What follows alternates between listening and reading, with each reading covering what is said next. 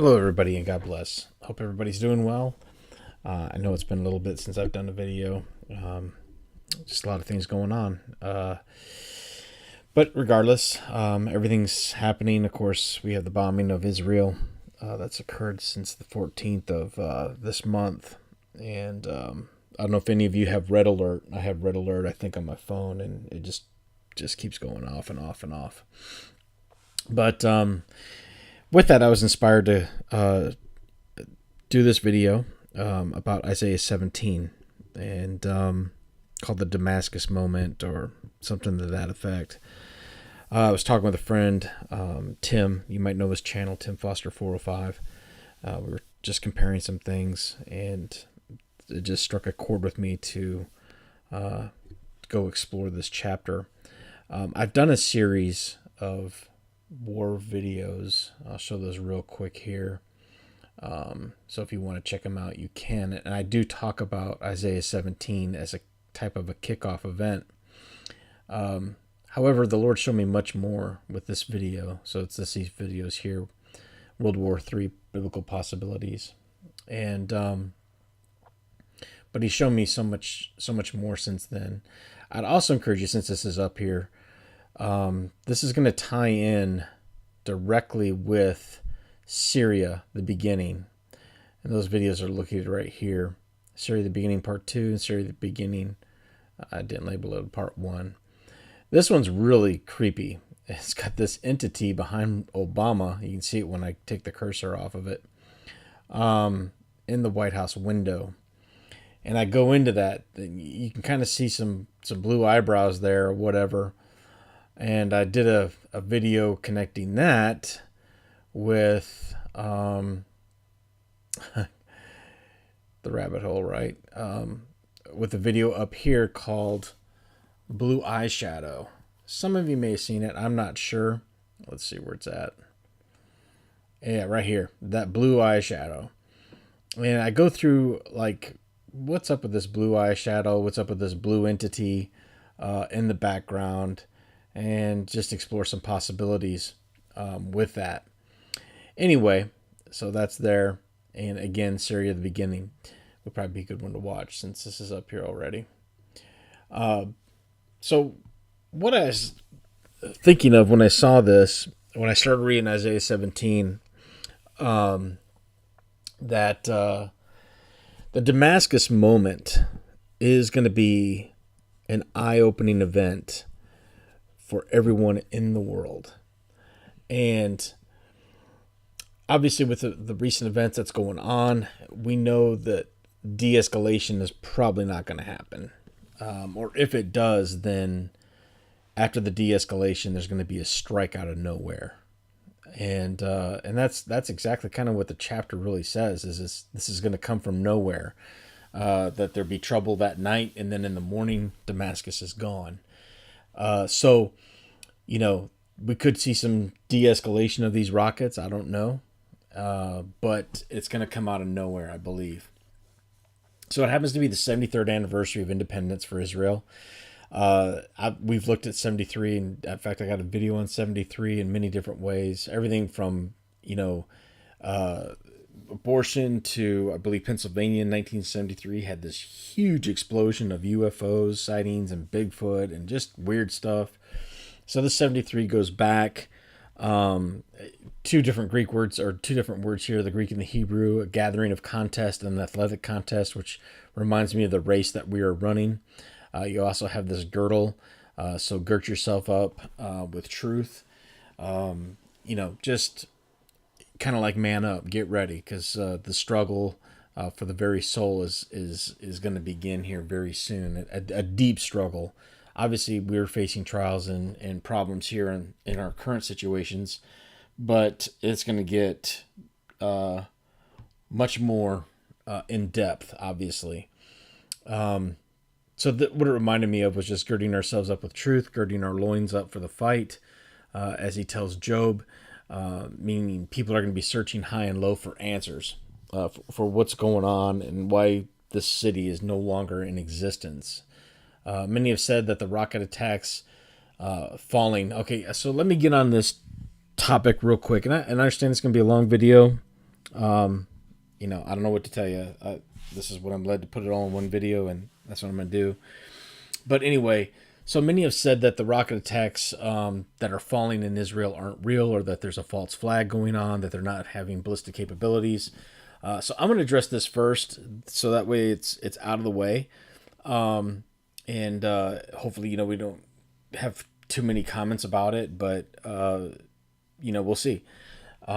Just keep the comments respectful. Or I'm very quick to delete people. I'm very quick to block people. If you're going to make a comment, please use scripture. Please speak in a manner, type in a manner, communicate in a manner that's worthy of a child of God. I'll just put it that way. I won't tolerate anything else. Anyway, so understand that the people of God is Israel. Okay. We like to think of Israel, and I see some profile pictures. I stand for Israel, this, that, and the other. Israel and the United States are almost identical in what's going on. In other words, you have a group of people, that are falling away from the Lord, falling away from tradition, falling away from things. Tel Aviv, the whole, homosexual craze, is going nuts over there. But you also have a corrupt government as well. And, that's just how it is. And I'm going to explain that to you in as plain as way as I can. God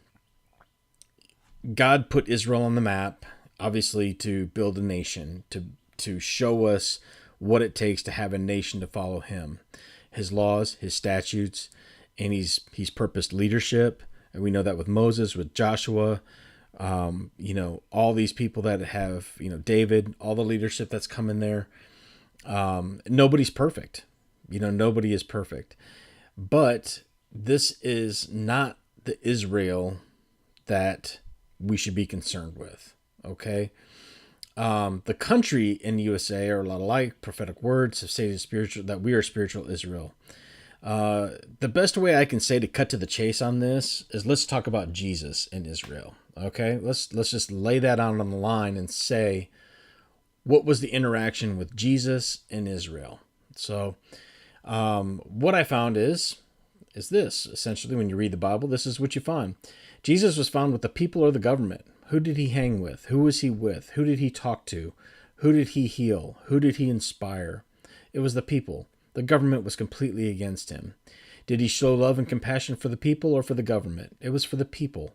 He wanted to bring them in. He wanted them to know the way, the truth, and the life. All right. The government, again, completely against him, turned against him, set him up for failure or a success for us and in his sight. But they thought they were killing a blasphemer. Did he call out those in positions of authority? He absolutely did. Matthew 25, I believe, is a very scathing paragraph or chapter from Jesus calling out those in positions of authority over Israel, the synagogue, the Pharisees, the Sadducees. What was the government of Israel guilty? Were they guilty of a deception? Absolutely. They paid off the Roman guards to say, hey, tell us, you're going to say that the disciples came in and stole the body, so it made it look like a resurrection. Another good thing to look at, and it doesn't really pertain to this case exactly, but if you look at Daniel's, I believe it's called Baal the Dragon, how they set up this elaborate temple of this Baal god, and he exploits it. He's like, look, you got priests and ministers back there taking the food, make kind of like a Wizard of Oz type of event. How the Oz is behind the curtain making everything happen. So yeah, of course, they were guilty of deception, and they deceived their people to give them money. They deceived their people they were hypocrites. So who do all the governments of the world belong to? Not just all of them, but Israel. All of them belong to Satan. Now that you have a hint, we know the Bible tells us that the world is going to hate Israel. Okay? Why? Why will the world completely hate Israel? Well, are they going to get caught up in a well-played deception? Are they going to get caught launching rockets on their own people? Maybe. I don't know. But the Bible tells us that Christians will also be persecuted, which is obviously a form of hate. You can't really persecute. I guess you can persecute a nation, and that's pretty much what's going to happen because all the other nations are going to gang up on them. So if you have the two parallels here, the churches of today, what do they preach? They preach truth. Do you think when the events unfold that do not go their way, that the preacher's going to get turned on? So all these Christian people are going to turn against these churches and pretty much hate Christianity because we're going to be looked at the ones that brought this on, or another reason will be you never taught us truth, all these different things. So these two parallels going on with the church and Israel, both hated, both persecuted, both, we're out here speaking the truth, but it's not getting out, so to speak. Okay. So as the country, the government, is it built on lies and deception? Just like we'll take, for example, let's see, let me pause it. Joel Osteen, that was the name I was thinking of. So, now these people are going to believe that they've been lied to this whole time. The last place they're going to want to look is Christianity, and they're going to persecute the Christians because of it. So both Christians and Israel will be hated because of lies were accepted as truth, and getting them really to believe will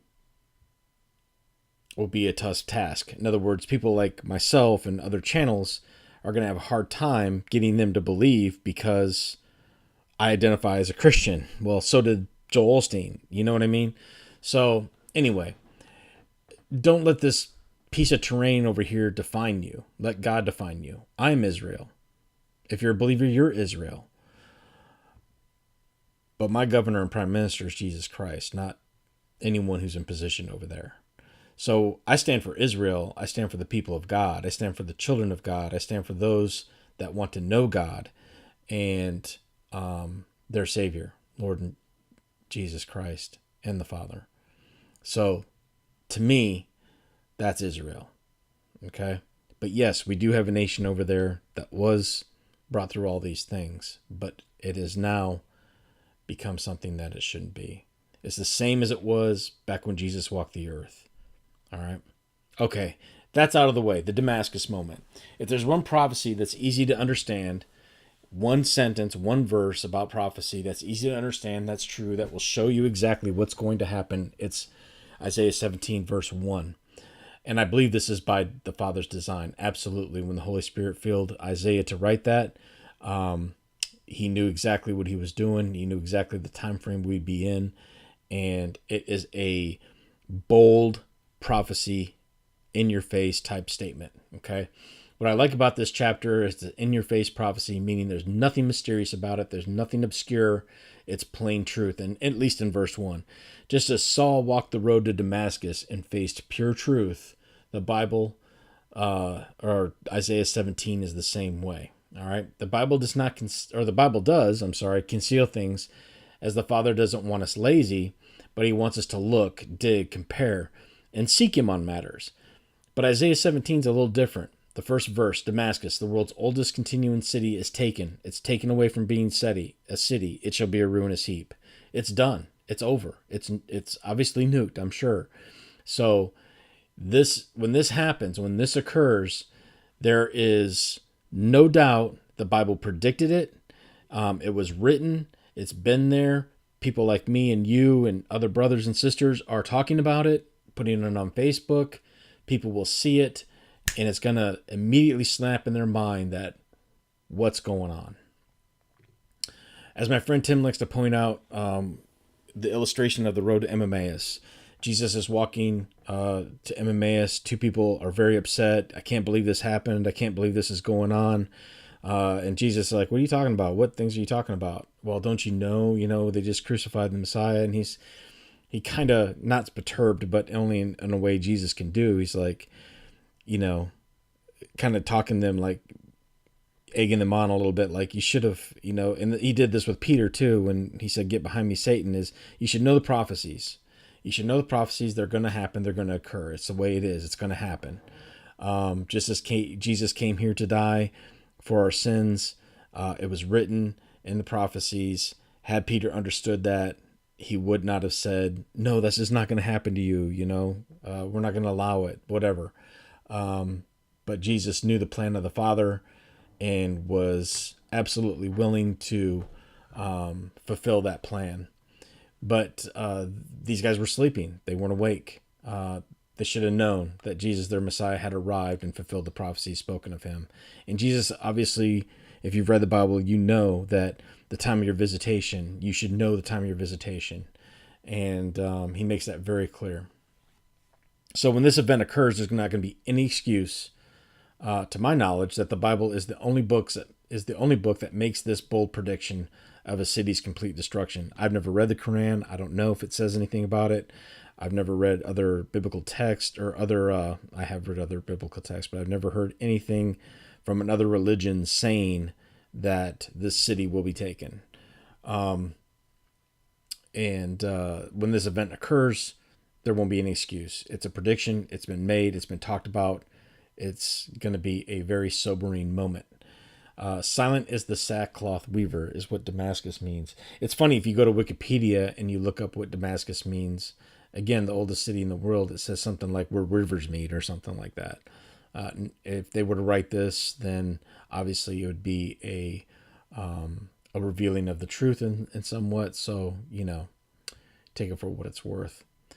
This complete destruction, last resort option against countries whose militaries have invaded or destroyed some of Israel, is the Samson option.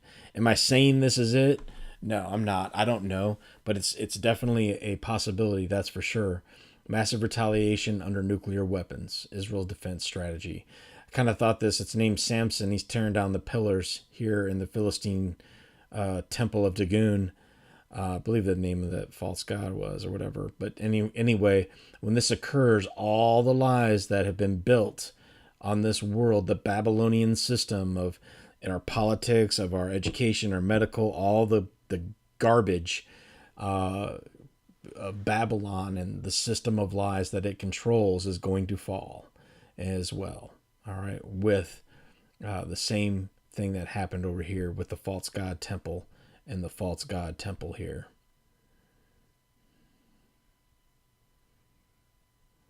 So as you can see, the whole system of lies will begin to fall and have nothing to uphold it.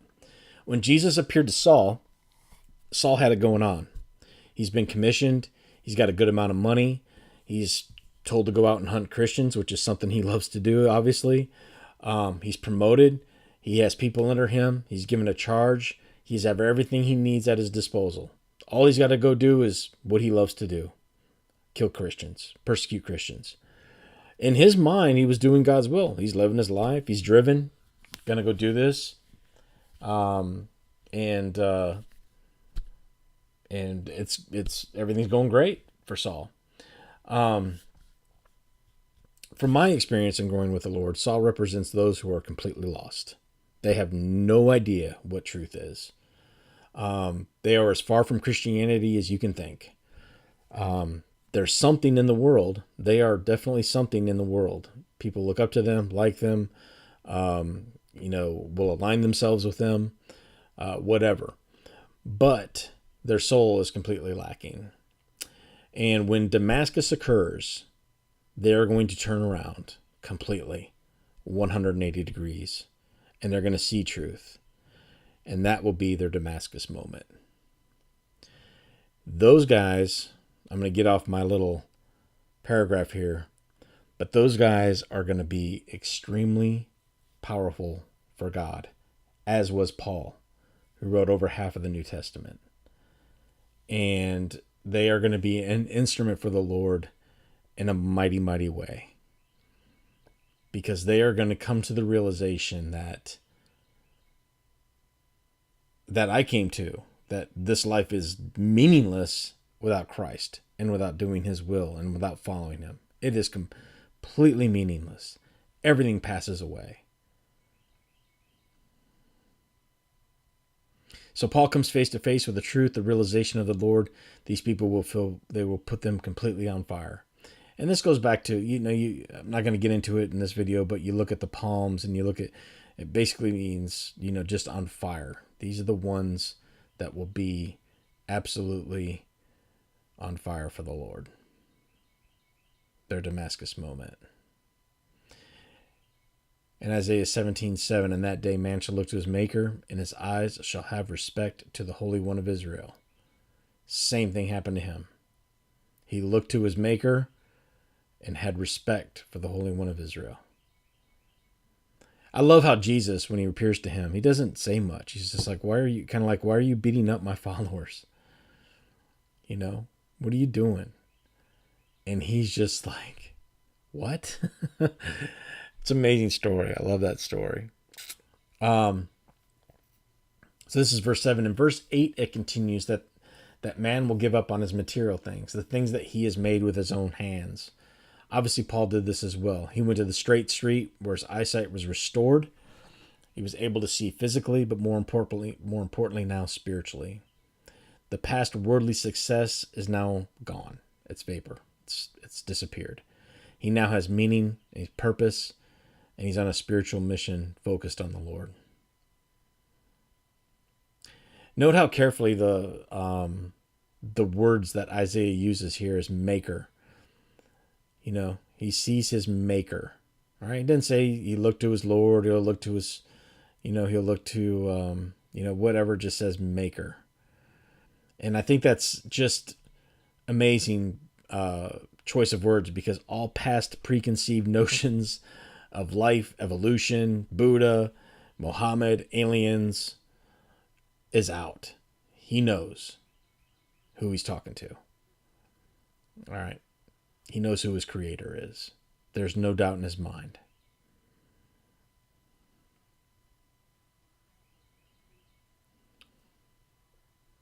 So I don't think, and I don't know if I said this before, but I don't think Damascus, this Isaiah 17, is an all-inclusive singular event. I think there's going to be a lot of things happening at this time.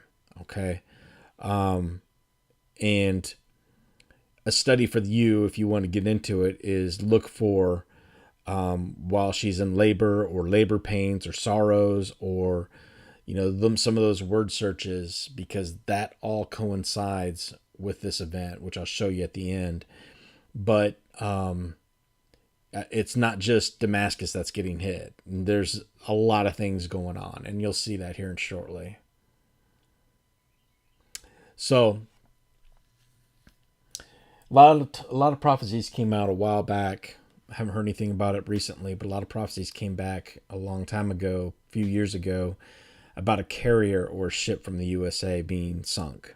All right. So this is where it gets very sad for me. I was a military guy, and I just really bothers me. But anyway, Isaiah 17:3, the fortress shall cease from Ephraim.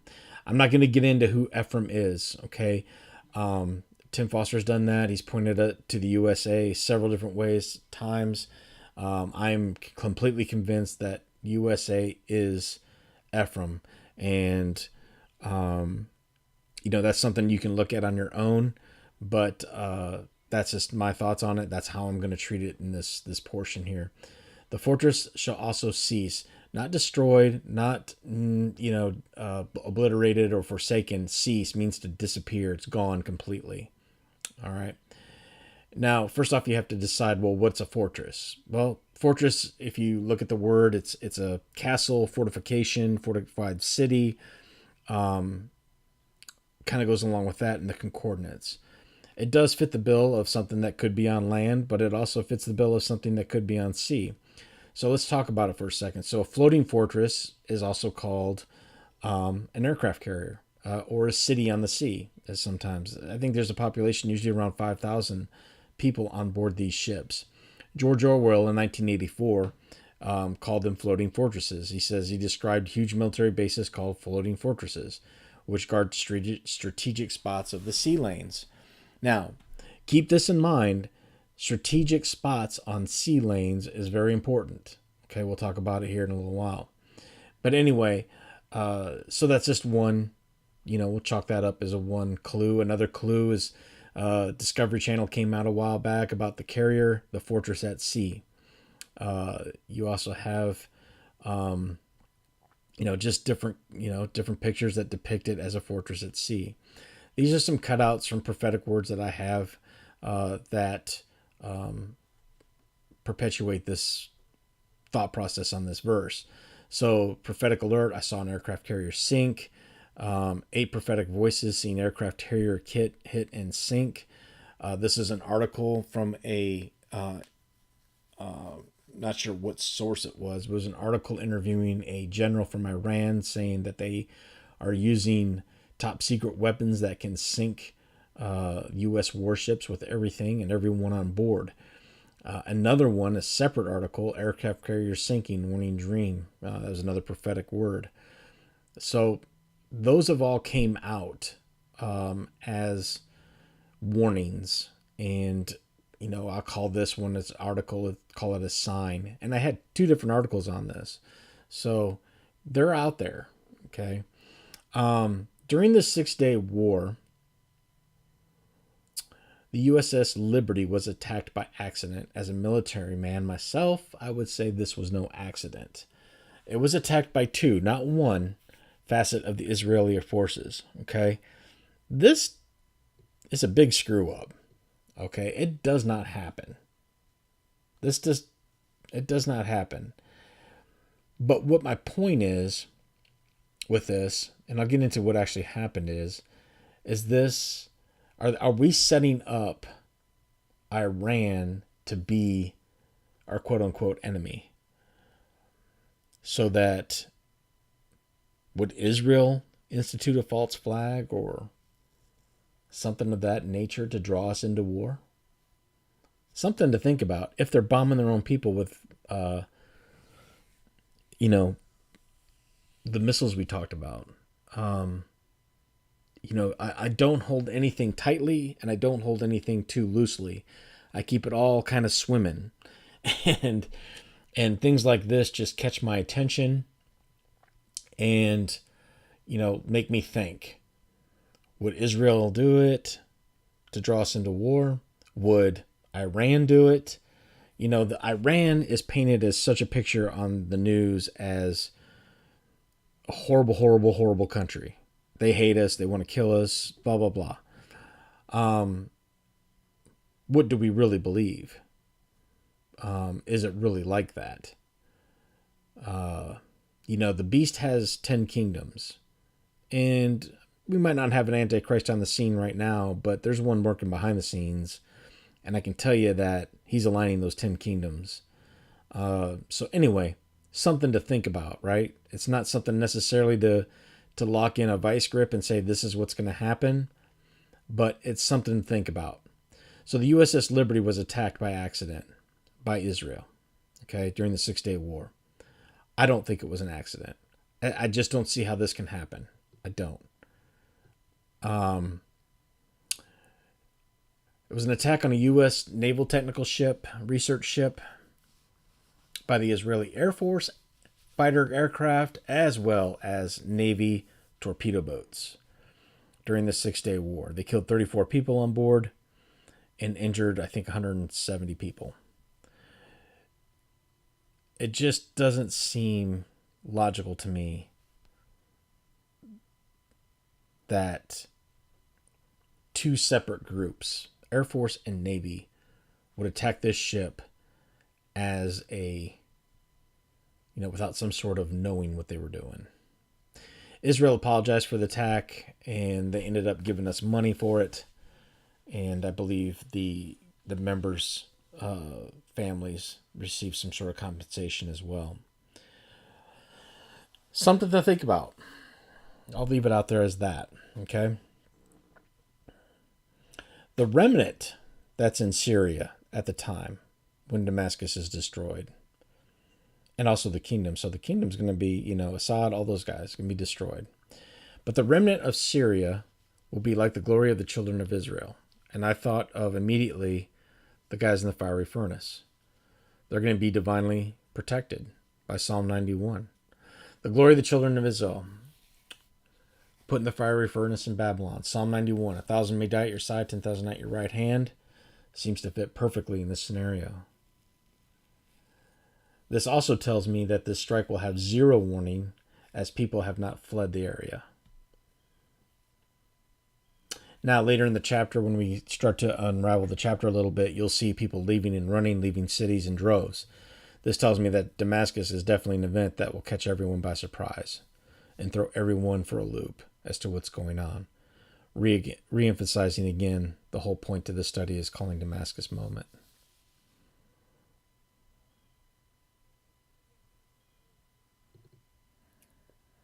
Okay, so this verse had my attention for a while. I really didn't know what to think. And as I read it, I was like, God, what is he talking about? So the cities of Orior are deserted. They will be for flocks, which will lie down, and none will make them afraid. And as I started to do the word study on this city here. It's in Jordan, and I thought, well, maybe it has something to do with Jordan. Jordan is a key country with Israel that I think does turn against Israel. Well, they all do, but I think it's one of the last holdouts. So maybe this is something to do with that. Maybe it is. But the version of the verse that the Lord gave me was this. Let me ask you a question. What did the Israelites receive from the Egyptians before their departure into the wilderness? Which crossing the Red Sea, escaping into the wilderness is what I'm seeing here. So before they crossed the sea and went into the wilderness, we know that they got something from the Israelites or the Egyptians. Golly, I'm sorry. And that was silver and gold, jewelry and clothing. Delicacies, in a way. And this is part of the escape to the wilderness, Revelation 12. So the people of Israel had also done as Moses told them. They had asked the Egyptians for silver and gold, jewelry and clothing. And the Lord had given the people favor in the sight of the Egyptians, so that they let them have what they asked. Thus they plundered the Egyptians. Okay. What happened in Orior, or Aor? When David came to Ziklag, he spent part of the spoil to his friends, the elders, saying, "Here is a present for you from the spoil of the enemies of the Lord." It was for those in Bethel, Ramah, Negeb, Jatir, and Arior. So, let me confirm my thoughts here and look at the word. An accumulation in one place that results in emptiness or barrenness from another place. Stripped, childless, destitute, being stripped. An accumulation of people and goods, usually in the middle of a wide area. And I thought this was interesting too. To make blind and blindness. Cataract. Kind of looks like a scale, right? Like Paul or Saul had a scales over his eyes.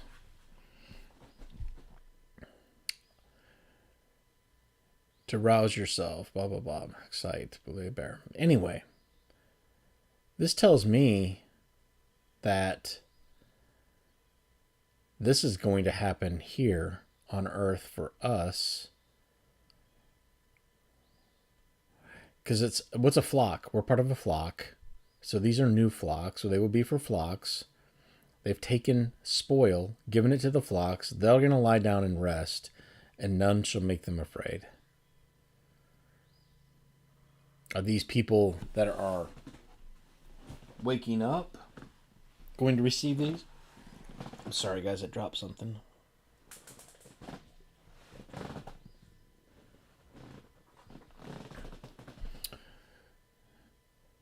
So then it's confirmed here with the actual name.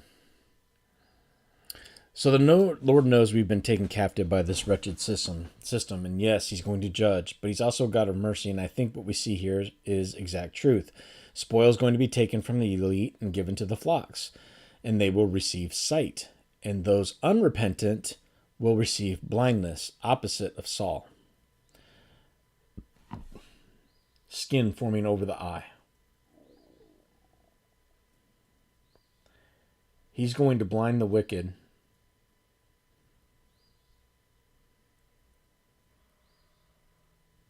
opposite of Saul. Just as Saul, he got blindness, he went, repented, and thus he received his sight again.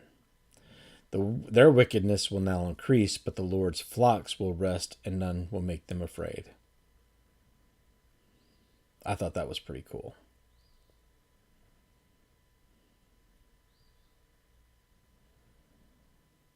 In that day shall come to pass that the glory of Jacob shall be made thin, and the fatness of his flesh shall wax lean. Okay, fatness or flesh is oil. And this flesh is the land. So they're losing their oil, and they are. So let's look at this. Oil is a cause for concern for Israel. This is the whole reason for the war right now in Syria. Okay, it's not based on chemical weapons. It's not based on anything that you're seeing on TV. It is for oil, period. And I can explain it. The Lord showed me this, and I can promise you that this is what it's about. And this is why they're waging war, all right? This is why you have everybody there. You have Russia, China, Turkey, Iran, U.S. You have all these forces there in Syria, and no one really knows why. It is because of oil. There are 3 major ports. I'm going to pull up a map here. Let me do that. Okay. You have 3 major ways to get oil out and use it for export to make money, right? One is the Persian Gulf.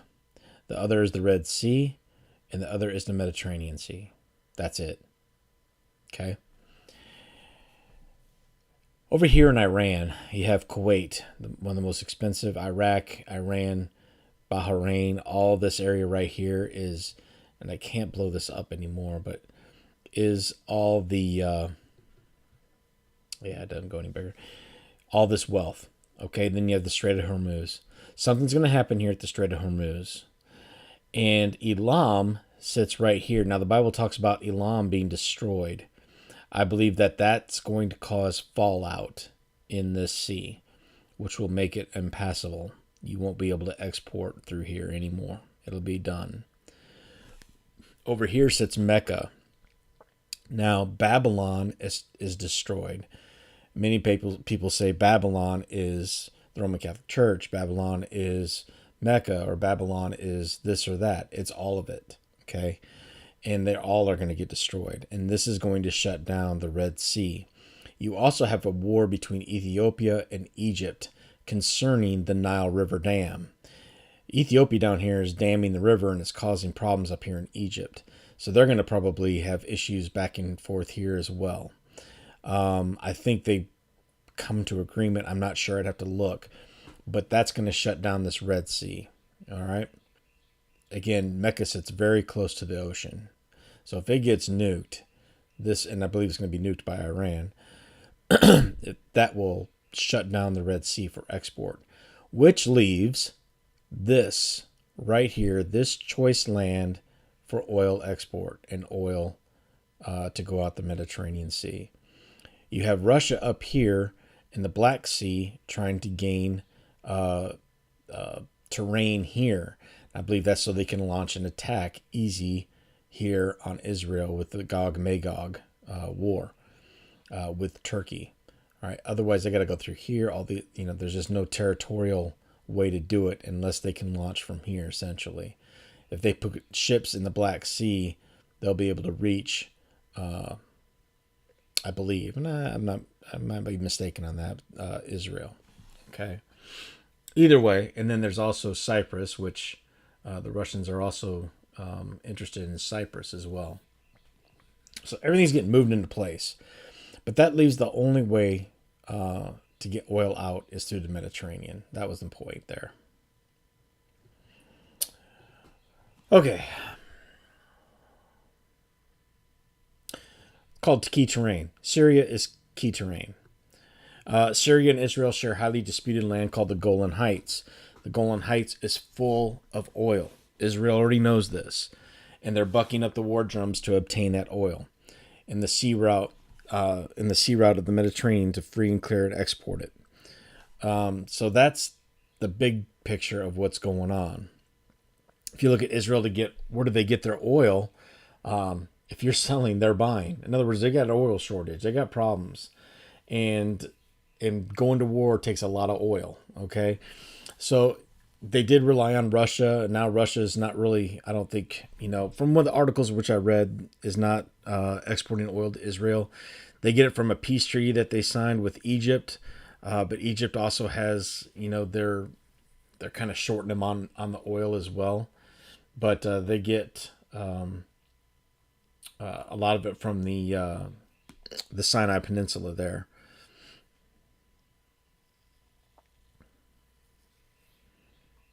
So the Golan Heights, 2/3 of it occupied by Israel, but there's issues. Syria also has a part of it. Not only that, the UN has a. Let me go here to this map. The UN. So this is the Golan Heights. This is it's funny how they call it Lake Tiberias. It's Galilee. See, but anyway, this is the Golan Heights area. Is exactly where the oil is. This is disputed land. We could talk about, this is a boundary here that they've established. Right up here is Mount Hermon. And that's, of course, where the fallen angels came from. That's where they landed.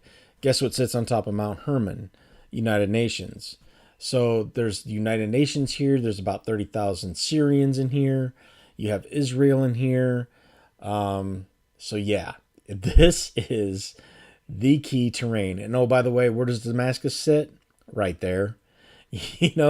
So hopefully you guys can see that this is a big old poop sandwich. And this is just becoming a huge sore. And they want to acquire this, obviously, for the oil. And there's articles upon articles of Golan Heights oil you can Google and search for.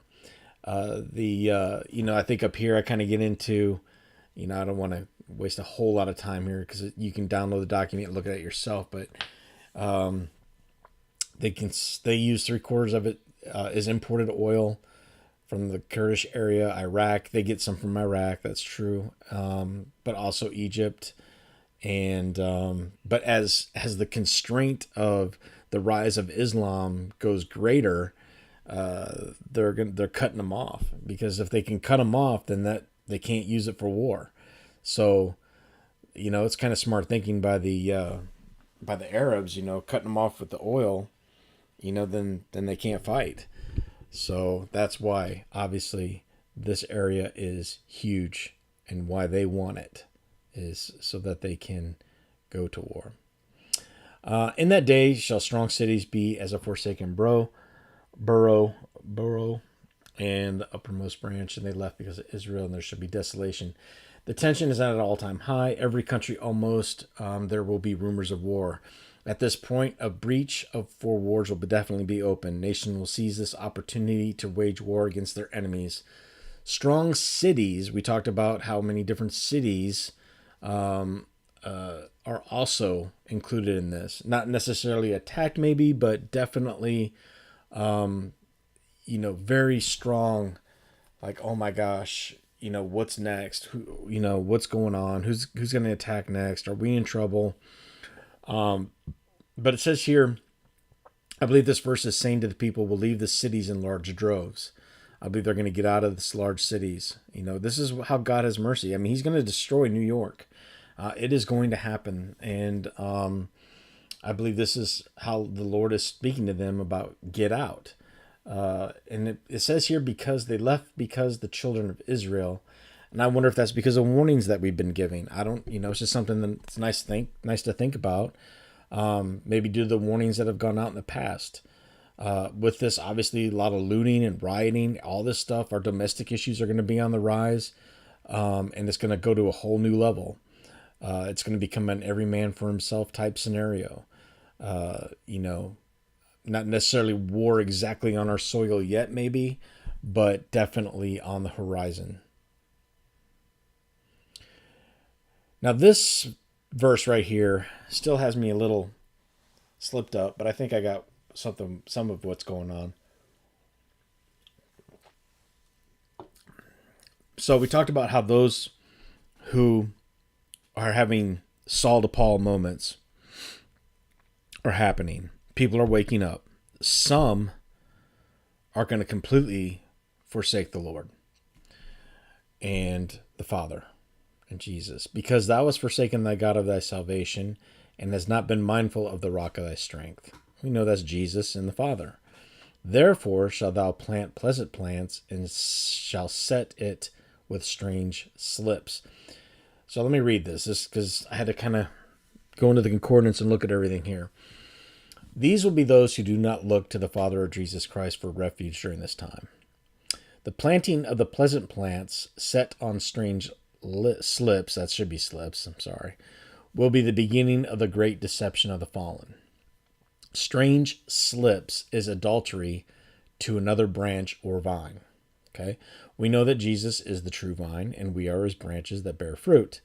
And this phrase or verse, plant, means to fasten or hold on to and establish. The fallen may not be on the scene as of yet, but I feel that there will be some sort of informational release about them as to them being our saviors or brothers. This information will cause others to look to them and not to the Word of God. Perhaps the children at this point have been removed, as Tim Foster likes to talk about in his videos, which could be, which I definitely think is going to happen. I don't know when, but it's definitely going to happen. So maybe the children have been removed at this point, and the lying government will come forward to say that the alien brothers have removed them to safety. Either way, they have forgotten about the Lord and not relied upon Jesus. They are looking elsewhere.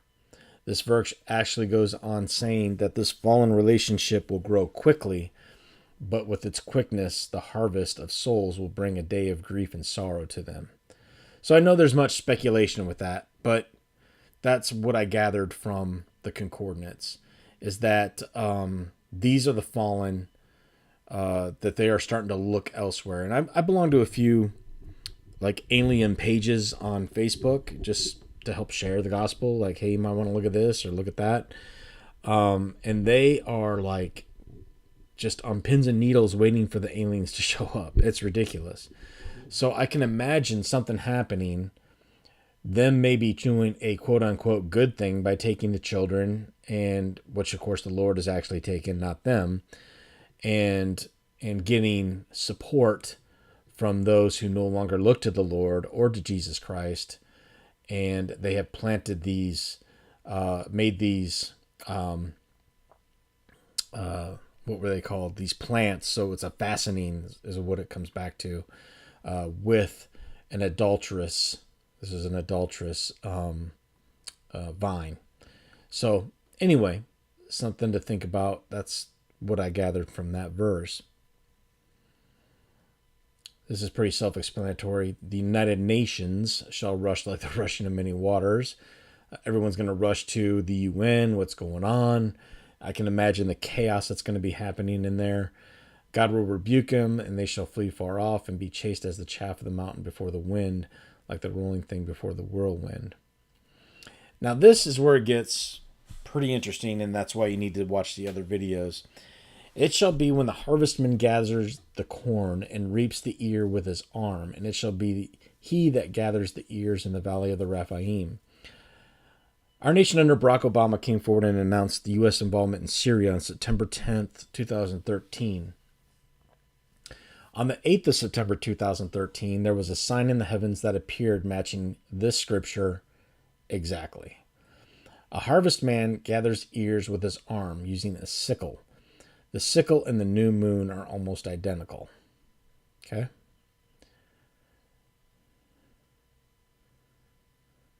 Good picture for you there. Spica is the star that means grain, or a virgin's ear. Grain. And here it is here. Ear of grain. Spica. Now, you've all seen this symbol before. You see it probably all the time. But this, I believe, is, quote-unquote, the rise of Islam against Israel. Is the Lord telling us to watch for a new moon? Well, we'll get to that in a second. But you see the sign here. I'll show you the actual sign that occurred. September 8, 2013, Spica, new moon, sickle. Obviously, that's the sign of Islam.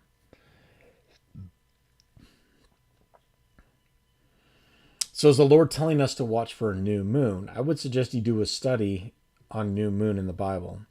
When you do a search of it, all right, some interesting verses show up. First, you have an interesting story about David and Jonathan on a 3-day where he hides as a reference during the new moon. Psalms 81 has a very telling verse of blowing the trumpet, removing the burdens from Joseph, and the Lord telling his people to listen to him. The most profound to me was Isaiah 66, which is Israel being born in a day before the trial has come, before her pains came. The nation is born. So that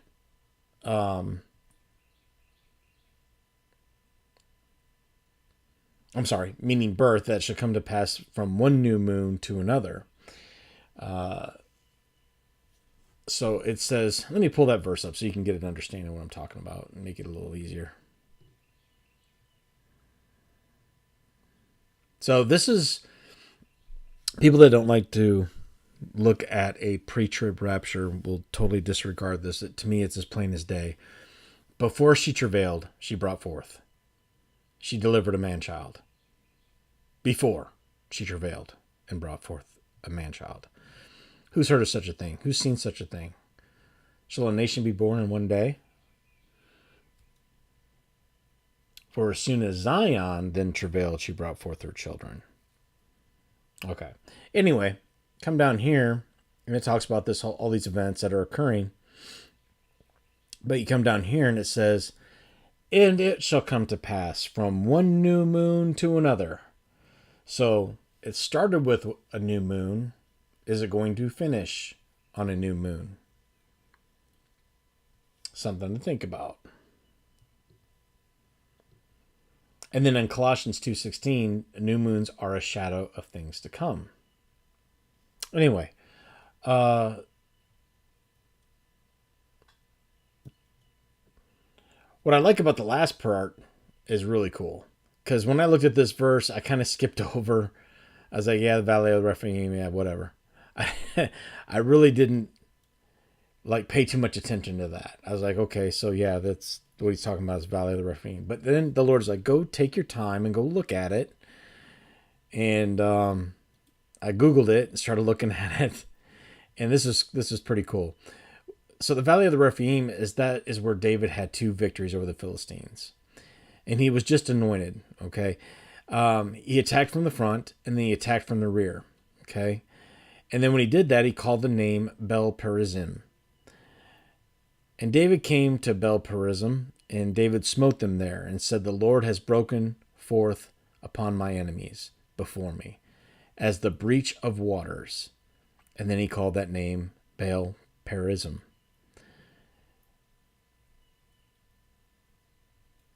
A breach of waters. What does that sound like if a woman's pregnant? We know the kingdom of God is being birthed. I think this is the water breaking.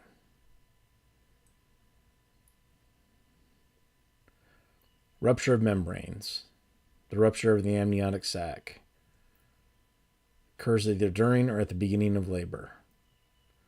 So we're going to be facing some serious labor pains. Breaking of the water breaking as the breach of waters. Now, we know that's also in Revelation 12. The serpent cast forth out of his mouth as a flood after the woman, that he might cause her to be carried away with the flood. A flood of water, a flood of people? I don't know. And the earth helped the woman, earthquake, and the earth opened up her mouth, earthquake, and swallowed up the flood. Another thing is a lot of things surrounding the Hoover Dam. Is it going to break? Is there a false flag with the Hoover Dam? That's been brought up many, many times. Why do they have angels these fallen angels at the Hoover Dam? Something to think about. God bless you guys. Take care. I hope you enjoyed it.